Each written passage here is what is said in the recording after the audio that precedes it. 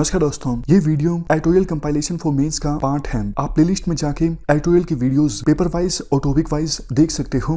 और अगर आप दिसंबर 2019 के बाद की वीडियोस को देखना चाहते हो तो वीडियो के नीचे मौजूद ज्वाइन बटन की सहायता से आप मेंबरशिप को ज्वाइन कर सकते हो। चलिए डिस्कशन स्टार्ट करते हैं। आप ऐसे और एथिक्स से इस आर्टिकल को रिलेट कर सकते हो। देखो, वैसे तो रामायण के काफ़ी सारे वर्जन हैं, लेकिन जो वर्जन सबसे ज़्यादा प्रचलित है वो लिखा गया है तुलसीदास के द्वारा। तुलसीदास राम राज्य की बात करते हैं। रामायण में राम राज्य एक ऐसा स्थान होगा जहाँ पर सब फ्री होंगे वो सब कुछ करने के लिए जो वो करना चाहते हैं। उनको ना कोई डर होगा, ना दुख होगा, ना कोई डिजीज़ होगा। इवन महात्मा गांधी भी राम राज्य की बात करते हैं, जिसमें वो शेयर्ड यूनिवर्सल कॉन्शियसनेस की बात करते हैं। मतलब दोनों जो वर्जन्स हैं राम राज्य में के, दोनों वर्जन्स में मेन जो इम्पोर्टेंस दी गई है वो फ्रीडम को दी गई है। मतलब लाइफ का जो मेन एम है वो फ्रीडम हासिल करना है। इसका मतलब तो देखो ये हुआ, जैसा हम जानते हैं कि लाइफ फ्री नहीं है, हम सब किसी ना किसी प्रकार से बंधे हुए हैं, पूरी तरह से हम फ्री नहीं हैं। बट क्वेश्चन उठता है, कौन सी चीज़ हमको बांध रही है, कौन सी चीज़ रुकावट है फ्रीडम में। देखो, हम सभी एक या फिर एक से अधिक कानूनों से बंधे हुए हैं। कानून होता क्या है, जब देखो कोई इवेंट या फिर फेनोमेनन बार बार अपने आप को रिपीट करता है तो इसका मतलब ये लॉ है। एग्जाम्पल देते हुए राइटर कहते हैं, सेब बनता है यानी एप्पल बनता है सीड से, बीज से। और देखो, बीज से जो एप्पल बनता है उस एप्पल से बीज निकलता है, उससे फिर से एप्पल बनता है, और उस एप्पल से बीज निकलता है, उससे फिर से एप्पल बनता है। तो ये साइकिल चलता आ रहा है। ऐसा तो पॉसिबल नहीं है ना कि एप्पल के बीज से यानी एप्पल के सीड से आम बन जाए या फिर कोई और फ्रूट बन जाए। नहीं, ऐसा पॉसिबल नहीं है। तो यही तो लॉ है। हमने क्या डिस्कस किया, लॉ है क्या? जब कोई इवेंट या फेनोमेनन अपने आप को रिपीट करता है बार बार बार बार तो मतलब वो लॉ है। जैसे एक और एग्जांपल लीजिए। देखो, मछली पानी के अंदर जीवित रहती है, मछली उड़ नहीं सकती है, ये कानून है। उसी प्रकार से जो ईगल है वो पानी के नीचे तैर नहीं सकती है, ये कानून है, वो उड़ सकती है। हमारा जो हार्ट है 1 मिनट में 72 बार धड़कता है, ये कानून है। बार बार ऐसा होता है, इसलिए कानून है। तो मतलब कानून को तोड़ना, नेचर के अगेंस्ट जाना। अब नेचर के अगेंस्ट कोई जाता है मतलब अपनी लाइफ को खतरे में डाल रहा है। मछली अगर देखो पानी से बाहर आके उड़ने की कोशिश करेगी तो हो सकता है डेथ हो जाए, अपने लाइफ को रिस्क में डालने के समान है।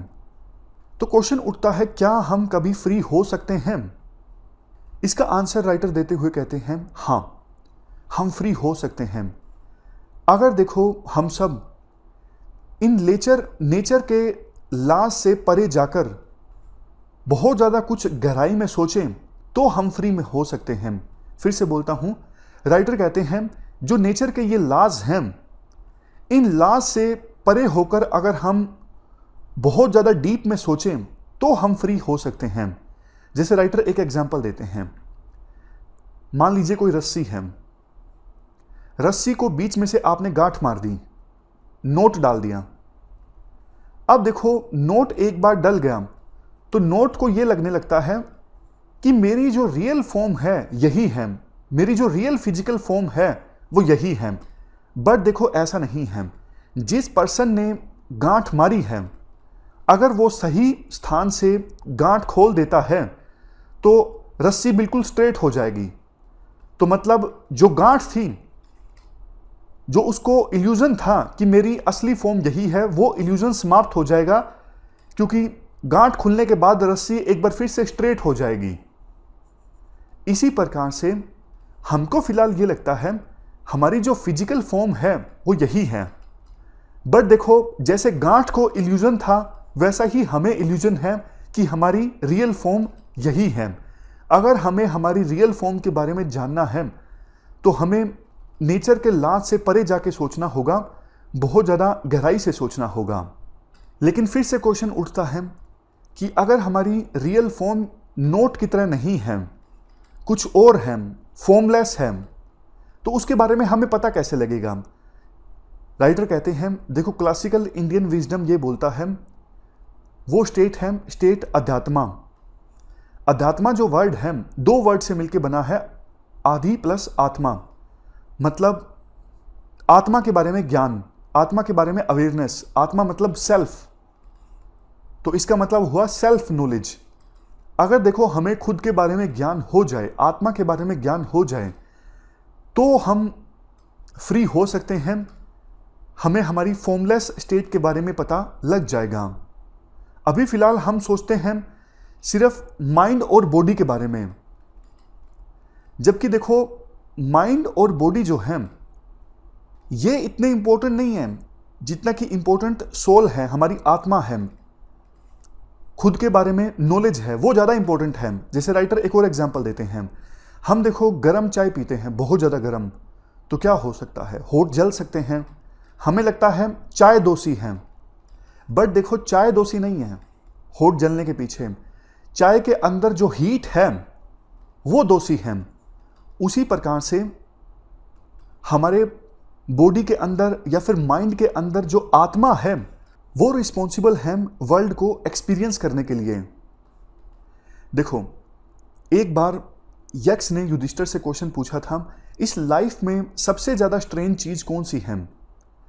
तो युधिष्ठिर ने जवाब दिया था, ह्यूमंस के पास देखो एक मोर्टल बॉडी है, सबको पता है कि एक समय आएगा कि हमें अपने शरीर को त्यागना पड़ेगा, बावजूद इसके ह्यूमन बीइंग्स ऐसे रहते हैं जैसे उनके पास ये बॉडी सदा रहेगी।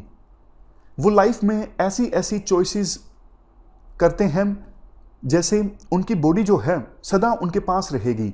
ये लाइफ में वर्ल्ड में सबसे ज़्यादा स्ट्रेंज चीज़ है, अजीब चीज़ है। ये बात युधिष्ठिर ने बोली थी यक्ष को। तो राइटर कहते हैं कुछ लोगों को ऐसा लगता है कि उनके पास जितनी चॉइसेस होंगी उनके पास और ज़्यादा फ्रीडम होगी, बट ऐसा नहीं है।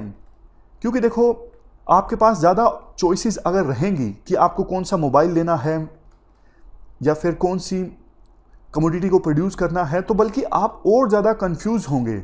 जितनी लिमिटेड आपकी चॉइसेस होंगी उतना ही आप कम कंफ्यूज होंगे। तो ये बिल्कुल असत्य है कि आपके पास अगर ज़्यादा साधन उपलब्ध होंगे, ज़्यादा चॉइसेस होंगी तो आप ज़्यादा फ्रीडम हो, ज़्यादा आपके पास मतलब फ्रीडम है। तो ये सारी बातें राइटर बोलते हैं और कहते हैं अगर देखो हमें रियल फ्रीडम हासिल करनी है तो सेल्फ के बारे में नॉलेज होनी चाहिए, सेल्फ अवेयरनेस होनी चाहिए, आत्मा के बारे में ज्ञान होना चाहिए, वो रियल फ्रीडम है। बाकी माइंड और बॉडी, इनसे तो सिर्फ आइडेंटिटी मिलती है। वो आइडेंटिटी समाज के द्वारा दी जाती है, दूसरे लोगों के द्वारा दी जाती है, बट उसके अनुसार एक्ट करना वो रियल फ्रीडम नहीं है। समझ गए? तो इसलिए माइंड और बॉडी से ज़्यादा जो इंपॉर्टेंट है वो है सोल और उसके बारे में नॉलेज। फिर से बोलता हूँ, समाज जो है वो आपको आइडेंटिटी देता है, लेकिन उसके अनुसार आप एक्ट करोगे तो वो रियल फ्रीडम नहीं है। रियल फ्रीडम मिलेगी सेल्फ अवेयरनेस से। इस डिस्कशन में फिलहाल इतना ही है। Thank you very much for discussion.